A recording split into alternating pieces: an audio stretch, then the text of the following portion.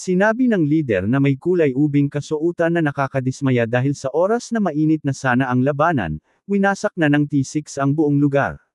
Idinagdag ng isa sa kanyang mga tauhan na nakahuli sila ng ilang magagandang babae. Ipinahayag pa nito na siya mismo ang pumili sa mga ito upang hindi mabaigo ang kanilang pinuno, at nag-alok na maaari itong magsilbing pampagon ng kanyang pagod matapos ang labanan. Ngunit sa halip na tumanggi, ngumiti ng malupit ang ube at sinabi na magiging bastos kung hindi niya tatanggapin ang sinseridad ng kanyang mga tauhan.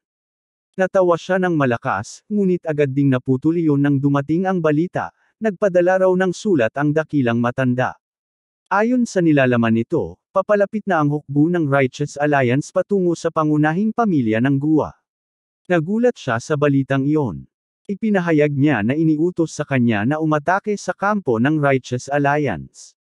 Bagaman masama ang loob niya, inamin niyang wala siyang magagawa at hindi niya hahayaang madaig ng kanyang pagnanasa ang kanyang paghatol. Inutusan niya ang mga tauhan na patayin si Therm dahil wala na silang silbi. Habang nagpapatuloy sila sa kanilang paglalakbay, napabuntong hininga siya at naisip na sana'y nagpakasawa muna siya bago sila umalis. Sa isip niya, alam niyang hindi magbabago ang magiging resulta ng digmaan kahit magmadali sila. Gayunpaman, muling nagbago ang kanyang paniniwala dahil iniisip niyang isinusugal ng kanyang ina ang sariling buhay. Dahil dito, kailangan daw niyang magpakitang gilas at magpanggap na masigasig upang makuha ang pagkilala ng iba. Sinabi pa niya sa sarili na hindi naman siya mamamatay kinabukasan. Sa kanyang paglalakbay, napansin niyang may nakalatag na lubid. Nagulat ang kanyang kabayo nang mula sa lupa'y biglang lumabas ang mga latigong may lason. Habang sumugod ang mga gwardya ng pamilyang Tang, mabilis niyang pinilas sa kalahati ang isa sa mga ito. Noon lamang napagtanto ng mga mandirigma na kahit sila'y mga bihasang manlalaban, nagawa niya iyon ng ganoon kadali. Malinaw na nakarating na siya sa antas ng mga pinakamataas na guro ng martial arts. Galit na galit ang ube at tinawag niyang duwag ang kanilang paraan ng pakikipaglaban. Tinanong niya kung saan sila nagmula. Isang tinig ang sumagot at tinawag siyang makapal ang mukha, sapagkat paano raw siya makapagsasalita tungkol sa duwag na pamamaraan gayong kabilang siya sa demonyong clan. Nabigla siya sa tinig na iyon. Dagdag pa ng tinig, kung isa sa alang-alang ang mga kasamaan na ginawa ng kanilang grupo sa Sichuan, nakapanghihinayang na wala silang oras upang maghanda ng higit pang kalupitan para sa kanya. Tumitaw si Yan Zhang at buong tapang niyang ipinahayag na tatapusin niya silang lahat. Sa halip na ituon ang pansin sa mga salita nito, napatitig ang ube kay Yan Zhang. Nang makita niya ito, napatigil ang kanyang paghinga. Sanay siyang hindi matinag ng kagandahan ng kababaihan, lalo na't kilalang maganda ang kanyang ina sa guho. Ngunit ngayon, hindi niya mapigil ang malunod sa ganda ng nakaharap. Nag-umpisa pa siyang maglaway at sinabi ng garapal na nais niya ito. Dagdag pa niya, dahil kabilang sila sa Righteous Alliance, wala naman silang kailangang pagmamadali. Samantala, nag-alala si Yan Zhang dahil wala roon ang mga guro mula sa Flower Realm, ibig sabihin ay baka nakapunta na ang mga ito sa pamilya Tang. Kahit pa nakapagpadala na sila ng liham, pinipilit ng ube na tawagin siyang napakaganda at inalok pa na gawin siyang asawa't alipin. Sa isipan ni Yan Zhang, kasuklam-suklam ang ganoong kaisipan lalo na sa gitna ng ganitong sitwasyon. Kahit na nasa ibang pagkakataon, hindi niya kailanman nanaisin ang isang kagaya nito. Hawak ang kanyang sibat, ipinahayag ng ube na dahan-dahanin lamang niya ang lahat dahil hindi perpekto ang kalagayan. Habang pumapatay siya ng higit pang mandirigma, inutusan ni Yan Zhang ang lahat na maghanda sa labanan. Nagbanta rin ang mga demonyong tauhan ng ube, ngunit dahil sa lason, mahina ang kanilang katawan. Sa gitna ng laban, ang unang utos ng ube ay hulihin si Yan Zhang, ang babaeng may hawak ng abaniko, anumang mangyari. Ang iba ay maaari raw nilang patayin. Lumipas ang oras at nagsimulang lumubog ang araw. Unti-unting nauubos ang mga tauhan ng pamilya Tang, at maging si Yan Zhang ay nagtamo ng mga sugat dahil sa malaking agwat ng kanilang kakayahan. Kahit pa gumamit sila ng mga bihasang kawal, hindi pa rin nila nakayang tapatan ang lakas ng ube at ng kanyang hukbo. Partikular na kapansin-pansin ang kaalyado nitong may kulay kahel na kasuotan, na ginamit ng mahusay ang kanyang aura hanggang sa makitang parang tumuwid maging ang kabayo na sinasakyan niya. Bumaba ito mula sa kabayo at sinabi na ang desisyon ni Yanjiang na hamunin sila sa bukas na larangan ay isang pagkakamali na bumaligtad laban sa kanya. Muli na namang nagbalik sa kanyang manyak na asal ang lider na ubing kasuotan, ipinagyabang na hindi na siya mag-aatubili sa mga pangalan at alituntunin. Dahil sa lapit ni Yanjiang, nawawala raw siya sa sarili at gara palang inalok itong maging kanyang asawa't alipin. Sa sandaling iyon, nagtangkang sumugod ang mahinang commander upang depensahan siya, ngunit agad itong naharang ng dalawang bantay. Habang hawak ng mga ito, binalaan ng ube si Yanjiang na nauubos na ang kanyang pasensya. Ngunit napakatapang ng sagot ni Yanjiang. Sinabi niya na nakakahiya at nakakatawa na isang marahas at walang pusong nilalang ang nagkakalakas loob na manligaw sa kanya. Mariin niyang itinaboy ito at sinabing wala itong halaga kumpara sa lalaking iniibig niya. Sa galit, pinunit ng ube ang bahagi ng kanyang kasuotan at idineklarang gagamitin na niya ang dahas. Ipinahayag pa nito na abala ang kanyang mga kasama kaya maaari raw nilang pagtagalan ang sandali, mas masaya kung mas matagal. Sa desperasyon, humiling si Yanjiang ng tulong mula sa tinatawag niyang natutulog na kasama. Bigla na lamang lumamig ang paligid, bumagsak ang nyebe mula sa kalangitan kahit hindi iyon ang tamang panahon. Nabigla ang ube at sinubukang kumilos, ngunit bago pa siya makarik, itinapon siya ng isang mabilis na atake. Hindi niya maunawaan kung paanong isang simpleng galaw ay may dalang napakalakas na enerhiya. Nagtaka siya kung sino ang bagong dating.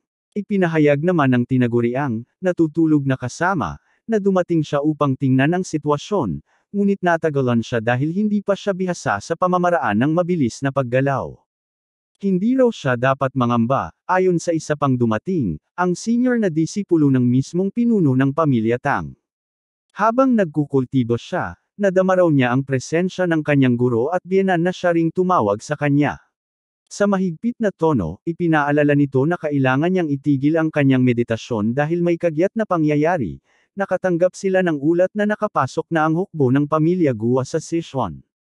Ayon sa impormasyon, nahati raw ang hukbo ng Guo, ang isang bahagi patungo sa Righteous Alliance, at ang isa namay sa pamilya Tang. Bagaman kulang sila sa tauhan, mas malubha ang kalagayan ng Alliance sapagkat kakaunti lamang ang mga natira.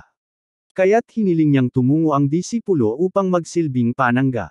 Nag-alinlangan ang disipulo at tinanong kung kaya ba niya ang ganitong misyon, lalo't kung siya ang pangunahing lakas ay mas nararapat siyang manatili.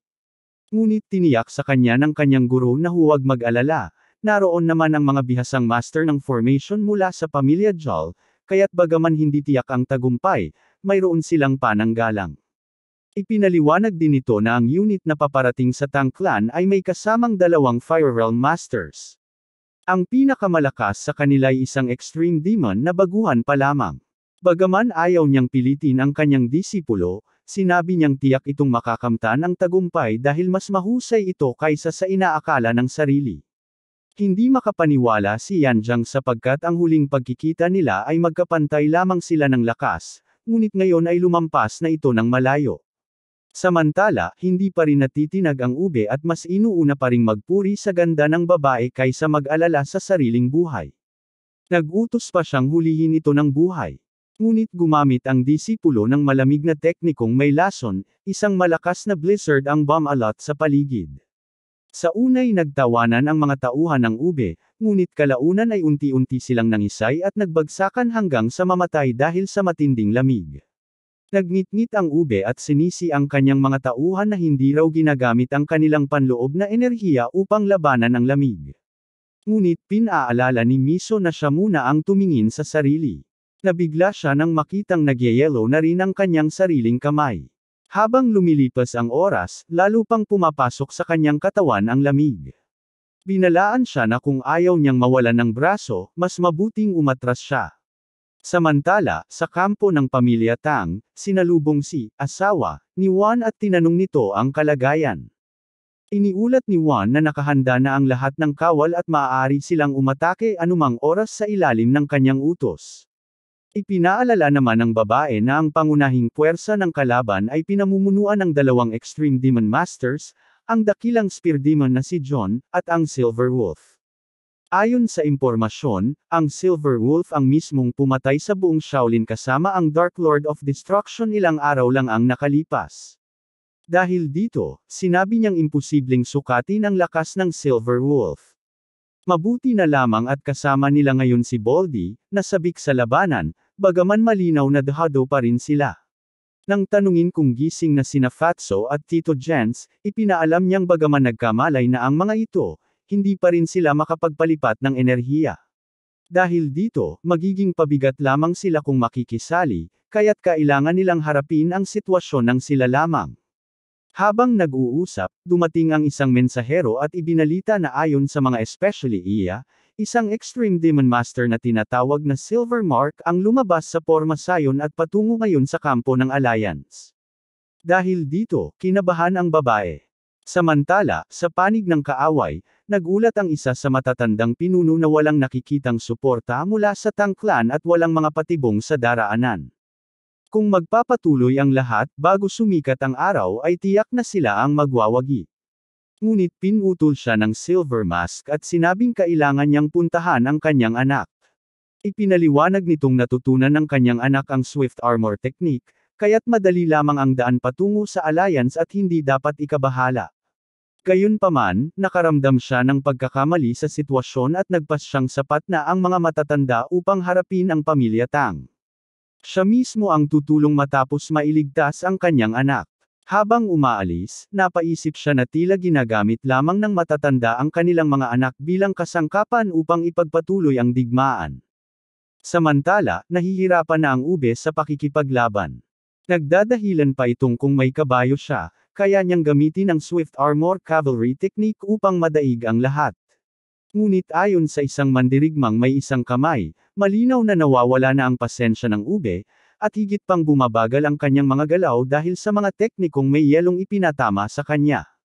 Habang sabay-sabay na umatake mula sa iba't ibang direksyon, unti-unti siyang nalugmok at nawala ng kontrol sa sitwasyon.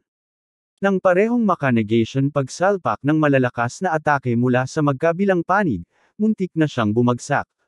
Ngunit biglang sumabog ang isang malakas na enerhiya nang sumingit si Silver Turd, na nagdulot ng matinding pagsabog.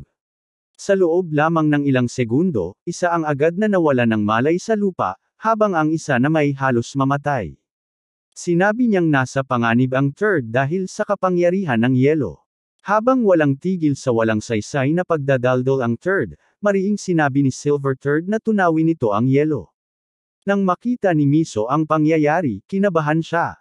Iniisip niya kung si Silver Turd nga ba iyon, dahil dapat ay nakatuon na ito sa kanyang pamilya.